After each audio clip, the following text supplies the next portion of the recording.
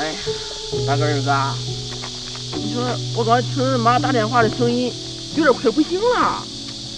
我早就说了，这个死老太婆她活不了几天了。死呀！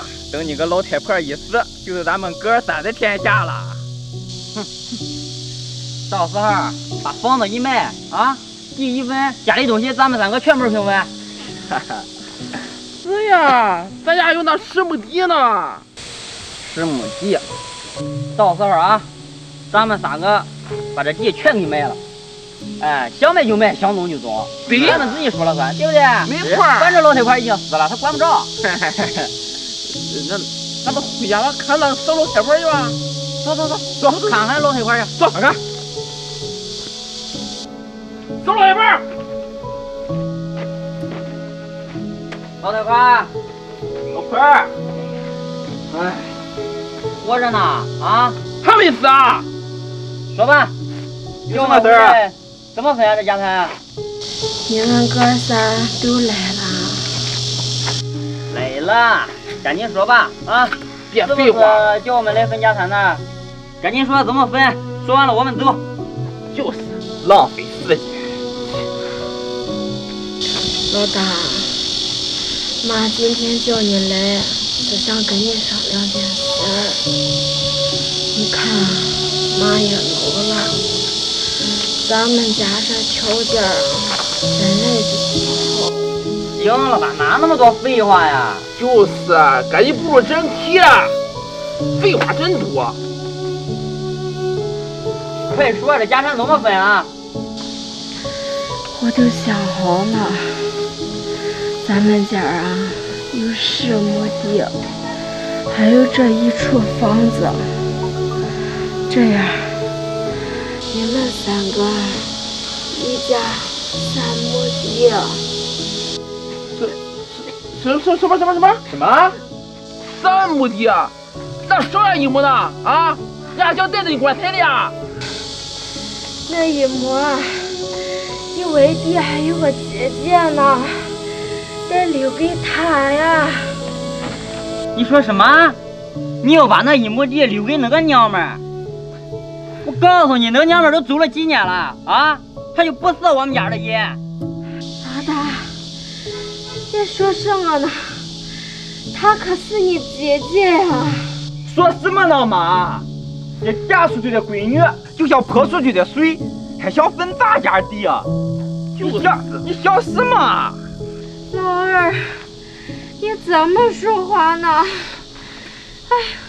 我告诉你 of Americans born in this century, tempered by war, disciplined by a hard and bitter peace, proud of our ancient heritage, and unwilling to witness or permit the slow undoing of those human rights to which this nation has always been committed and to which we are committed today at home and around the world.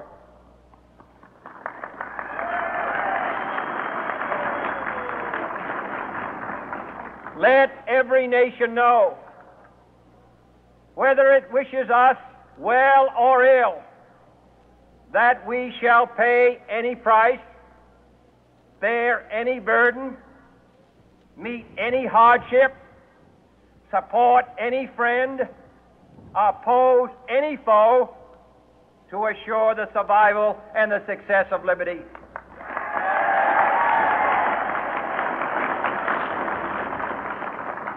This much we pledge and more. To those old allies whose cultural and spiritual origins we share, we pledge the loyalty of faithful friends. United, there is little we cannot do in a host of cooperative ventures. Divided, there is little we can do, for we dare not meet a powerful challenge at odds and split asunder.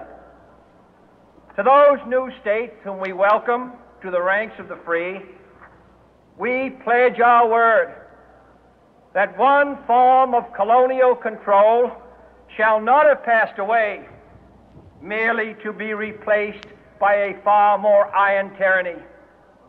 We shall not always expect to find them supporting our view, but we shall always hope to find them strongly supporting their own freedom, and to remember that in the past, those who foolishly sought power by riding the back of the tiger ended up inside.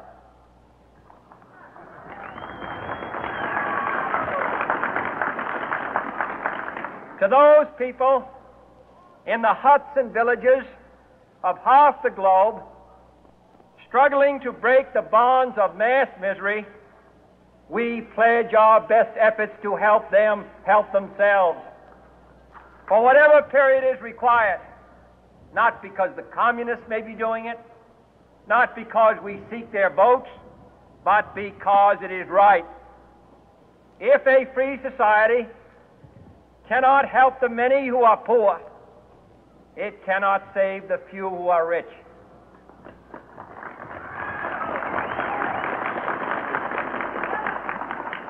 To our sister republics south of our border, we offer a special pledge to convert our good words into good deeds, in a new alliance for progress, to assist free men and free governments in casting off the chains of poverty.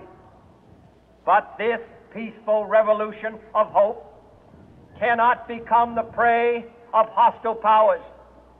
Let all our neighbors know that we shall join with them to oppose aggression or subversion anywhere in the Americas.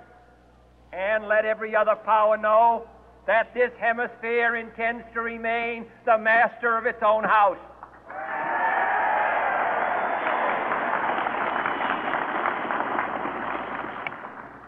To that World Assembly of Sovereign States, the United Nations, our last best hope, in an age where the instruments of war have far outpaced the instruments of peace, we renew our pledge of support to prevent it from becoming merely a forum for invective, to strengthen its shield of the new and the weak, and to enlarge the area in which its writ may run. Finally, to those nations who would make themselves our adversary, we offer not a pledge, but a request that both sides begin anew the quest for peace. Before the dark powers of destruction, unleashed by science, engulf all humanity in planned or accidental self-destruction, we dare not tempt them with weakness, for only when our arms are sufficient beyond doubt can we be certain beyond doubt that they will never be employed. But neither can two great and powerful groups of nations take comfort from our present course, both sides overburdened by the cost of modern weapons, both rightly alarmed by the steady spread of the deadly atom, yet both racing to alter that uncertain balance of terror that stays the hand of mankind's final war. So let us begin anew, remembering on both sides that civility is not a sign of weakness, and sincerity is always subject to proof. Let us never negotiate out of fear, but let us never fear to negotiate.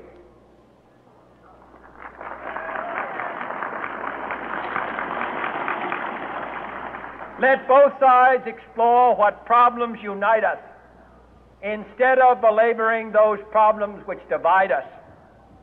Let both sides, for the first time, formulate serious and precise proposals for the inspection and control of arms, and bring the absolute power to destroy other nations under the absolute control of all nations.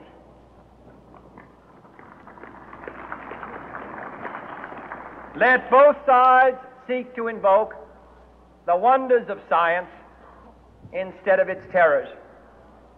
Together, let us explore the stars, conquer the deserts, eradicate disease, tap the ocean depths, and encourage the arts and commerce.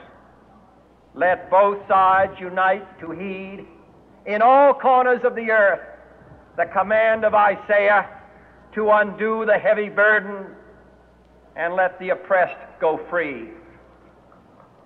And if a beachhead of cooperation may push back the jungle of suspicion, let both sides join in creating a new endeavor, not a new balance of power, but a new world of law, where the strong are just and the weak secure and the peace preserved. All this will not be finished in the first 100 days, nor will it be finished in the first 1,000 days, nor in the life of this administration, nor even perhaps in our lifetime on this planet. But let us begin.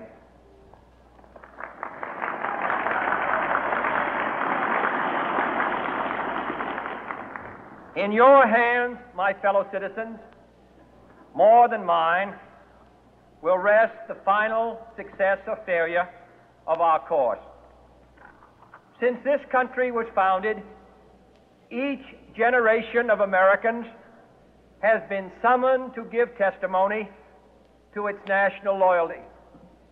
The graves of young Americans who answered the call to service surround the globe. Now the trumpet summons us again, not as a call to bear arms, though arms we need, not as a call to battle, though in battle we are, but a call to bear the burden of a long twilight struggle, year in and year out, rejoicing in hope, patient in tribulation, a struggle against the common enemies of man, tyranny, poverty, disease, and war itself. Can we forge against these enemies a grand and global alliance, north and south, east and west, that can assure a more fruitful life for all mankind? Will you join in that historic effort?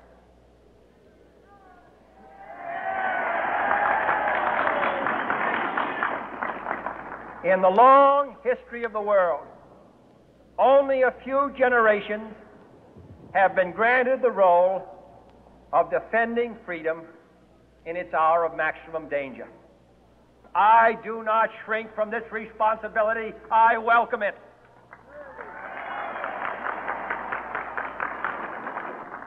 I do not believe that any of us would exchange places with any other people or any other generation. The energy, the faith, the devotion which we bring to this endeavor will light our country and all who serve it. And the glow from that fire can truly light the world. And so, my fellow Americans, ask not what your country can do for you, ask what you can do for your country.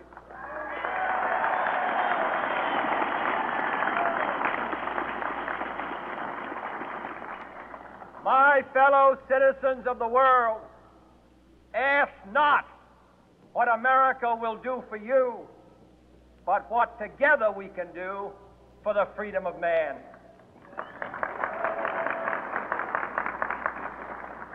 Finally, whether you are citizens of America or citizens of the world, ask of us here the same high standards of strength and sacrifice which we ask of you.